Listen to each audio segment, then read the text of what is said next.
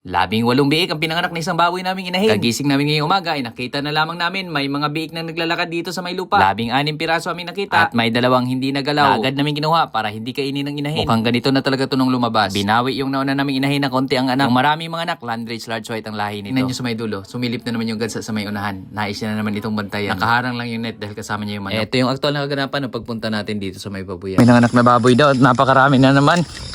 Tingnan natin. Kasi po ito yung buwan na umpisa na namang mga anak yung mga baboy namin. Ayun. Mukhang kita ko na dito. Ang dami daw anak na ito eh. Silipin natin. Ayun oh. Dami nga. Bigis, ang dami niyang anak. Malalakas na. Ngayong umaga lang dito nakita ni mama eh. Buti di siya nanganak doon sa putikan. Hindi kasi in-expect na ngayon siya manganak. Ang dami. Ayan, ilan to? 2, 4, 6, 8, 10, 12, 13, 14, 15, 16 piraso ang anak niya. Ayun lang, ang didi ng inahin. Ano piraso didi ng inahin? Putik pa naman dyan, buti hindi siya nanganak doon sa putikan. 2, 4, 6, 7, 14 lang didi. 14 to 16 ang anak. Delicate to. Kailangan alalayan to. Grabe dami. Bago pa man ako dumating dito sa may babuyan, nabanggit na ni mama na meron daw patay na 2 biik. Pagkadating niya dito yun na, nakita niya na patay yung 2 biik. At kinuha niya na rin agad yun pagka uwi niya. So umabot nga sa 18 piraso yung anak nitong ating inahing baboy ngayon. Base sa naging experience namin dito sa pag-aalaga namin ng mga baboy, first time sa amin ito na nagkaroon ng 18 na anak yung isang inahin. Which is yung inahin natin ay meron lang 14 na dede. Tapos patay lang yung 2 biik, so 16 yung naiwan. Hindi pa rin sapat yung dede niya para dun sa 16 na biik. So posibleng mabawasan pa rin ito. Pero susubukan natin na masurvive natin yung 16 piraso na biik out of 14 na dede ng inahing baboy natin. Ito mga baboy namin dito na madalas na napakarami kong mga anak, ito yung mix ng Landrace at large white na mga inahing baboy. Sila kasi yung mga bagay talaga na gawing pang inahing baboy. Sa ngayon nga marami sa mga inahing baboy namin mga chapsoy or mga mix pa, kaya plano ko nga sa future kapag gagawa tayo ng mga bagong inahing baboy, yung may breed na ng Landrace large white. Dahil ito yung nakikita natin base sa experience din namin na napakaganda na mag-produce ng mga biik at malalaki din yung mga biik nila. At kapag nais nating produkto ay mga biik na para pang breed naman or gagawin ding mga inahing baboy, ay paparesan natin sila noong mga Landrace large white din na mula naman sa ibang mga lahi para hindi magkaroon ng inbreeding. Etong paraan na inadapt pa rin namin sa pag-alaga ng baboy ay kapareho pa rin ng paraan noong unang panahon dahil marami nga sa mga alaga namin dati ganito din nakatali at minsan nga ay naka-free range nga rin sila sa malawak na lambat na parang mga baboy ramo. Dito sa paraan na ito, kailangan lamang yung mga inahing baboy natin meron silang naliliguan at madalas sila nga yung kusang nagbubungkal at gumagawa ng liguan nila dahil kapag maulan, nagkakaroon ng tubig yun, doon sila laging naliligo. Kapag mainit,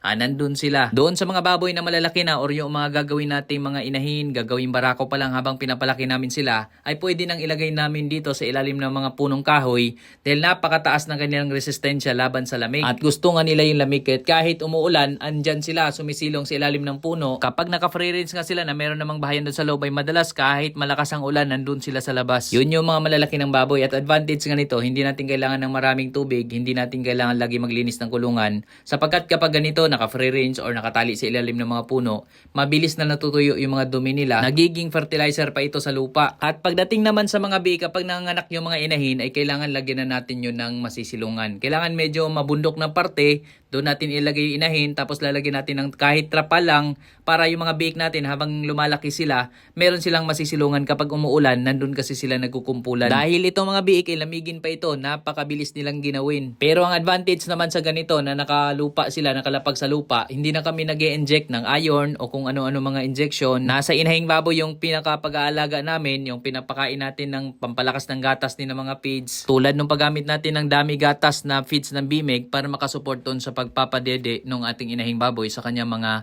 anak na marami man sila, mabibigyan niya pa rin ng sapat na gatas dahil ngayon malakas lalo yung gatas ng inahin. Kapag naman mahahayaan natin yung biik natin na hindi natin nalalagyan ng silungan, ay napaka-sensitive din ng mga biik. Nandyan yung pagkakaroon na rin ng diarrhea dun sa mga biik hanggang sa namamatay yung mga biik natin. Kaya kailangan talaga pinakamahalaga kapag ganitong mga anak na ay hinanda natin yung trapal, kailangan merong masilungan yung mga biik natin.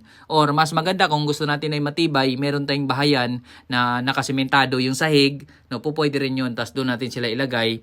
No, ang sa amin din, hindi namin nilalagay sa loob ng kulungan tong inahin dahil posibleng maipit din. Kung ilagay man natin sa loob ng kulungan, kailangan meron tayong ilalagay ng farrowing pen na para nakahiwalay yung inahin at yung biik niya hindi niya madadaganan. Kasi isa rin sa problema din dito sa inahing baboy natin minsan, nadadaganan nila yung biik. Kung may mga corner yan, may tendency na mas madadaganan mas maraming biik.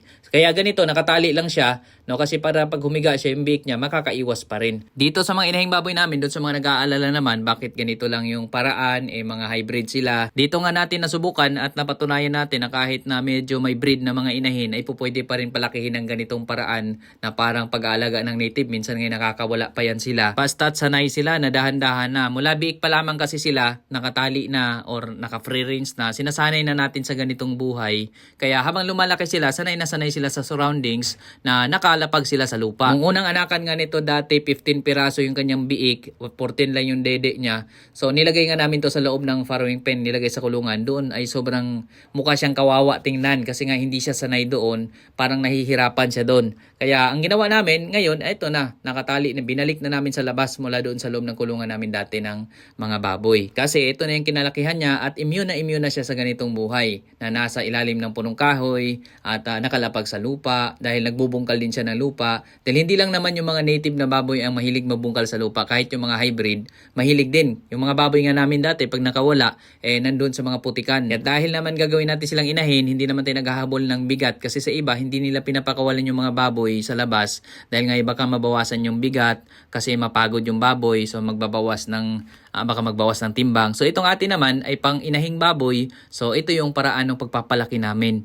Nasa labas sila. At sa obserbasyon naman natin ay mas masaya sila sa ganitong buhay na talagang nakakaapak sila sa lupa. Isa pa sa naobserbahan natin sa mga inahing baboy pag ganito ay katulad na meron silang liguan dyan na tubigan. So hindi sila dyan basta nadumi. Meron silang espasyo, may space sila kung saan sila nadumi. Doon sa kabilang side. Tapos dito sa kabilang side naman sila nahiga. Yun yung kagalingan kasi matatalino rin itong mga baboy. Hindi rin sila nahiga doon sa mga dumi nila. Hindi katulad dati na hindi tulad ng ibang baboy namin, nasa loob ng pigiri, kinaumagahan, kita mo, naligo na sa mga dumi nila kasi naiinitan sila. Kung halimbawa, di natin naliguan agad. Ganon yung sitwasyon doon sa pigiri namin na pinapalakihan natin ng mga biik. Pero dito sa mga inahin, ay hindi sila naliligo sa mga dumi nila kasi may space sila kung saan sila nahiga, tapos may space sila kung saan sila nadumi. At ito pa yung hindi mo kailangan na magtayo pa ng mamahaling pigiri, no, simpleng tali lang ang bibilhin mo, basta't yung biik mo ay sinasanay mo na habang lumalaki ay nakatali, ay walang problema. Pero kapag malaki na tapos tatalian mo, magwawala yan. No, kaya kailangan biik pa lamang, sanay na sila. Kahit medyo magwala man ay hindi ganun kahirap kasi hindi naman ganun kalakas pa yun. Pero pag malalaki na ay sobrang kalalakas. At dito nga, meron tayong mga biik dito nagparaya muna. Pinadede mo na yung iba nila mga kapatid kasi nga kapos sa dede yung inahin.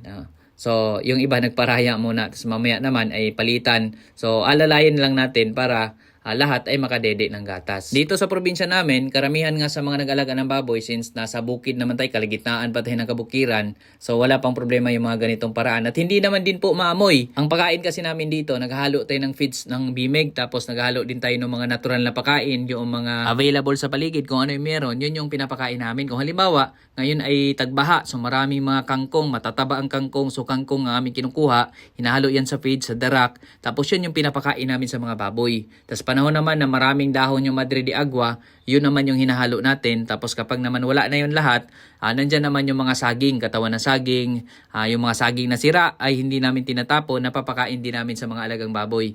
Yan yung minimix natin doon sa feeds at darak. No, so para sa obserbasyon natin, maganda naman lalo na sa mga inahing baboy kasi hindi naman natin kailangan patabain ng todo yung mga inahing baboy kahit hindi naman kailangan na pure feeds talaga. Based lang sa aming paraan to. Kasi marami naman din na pwede naman mag pure feeds din sa mga inahin kasi meron namang pakain talaga na nakatutok para sa mga inahing baboy. No, kapag nagseminar ka nga, yun yung mga turo na kailangan pure yung ibigay mo, tapos kung gaano kadami ibigay mo. Pero kung yung pera mo or budget mo naman ay hindi ganun kalaki, kasi minsan yung mga baboy gagastos ka talaga na napakalaki everyday kung marami kang inahing baboy kung wala namang sapat na budget tas meron kang mga inahing baboy, so pwede naman na mag-mix ka. No, kasi sa akin ang paraan namin ganun nagmi-mix tayo, konting feeds nga lang marami yung mga natural na pagkain. Siguro ang ratio namin is isa sa feeds, 2 hanggang 3 yung mga natural na pagkain na hinahalo namin, tas nandyan pa yung darap. Sa bawat isang inahing baboy, 1 kilo lamang yung binibigay naming feed sa isang araw. Kalahati sa umaga, kalahati sa hapon, tas marami ng mga natural na pagkain. Katulad ng kasaba rin na niluluto, gabi na niluto, yun yung binibigay natin sa mga inahin. Sa bukid naman ay walang balakid, marami tayong pwedeng gawin. Hanggat nandyan naman tayo sa bukid, pwede tayong mag-alaga ng hayop para magkaroon din tayo ng dagdag na sideline. Meron tayong additional source of income na malay natin kapag napalago natin yan, pwede na rin nating pinaka-main source of income. So ito yung ating simpleng pag-alaga ng baboy at sana'y nakapulot kayo ng ideya dito sa ating topic ngayon. Muli po, maraming salamat po.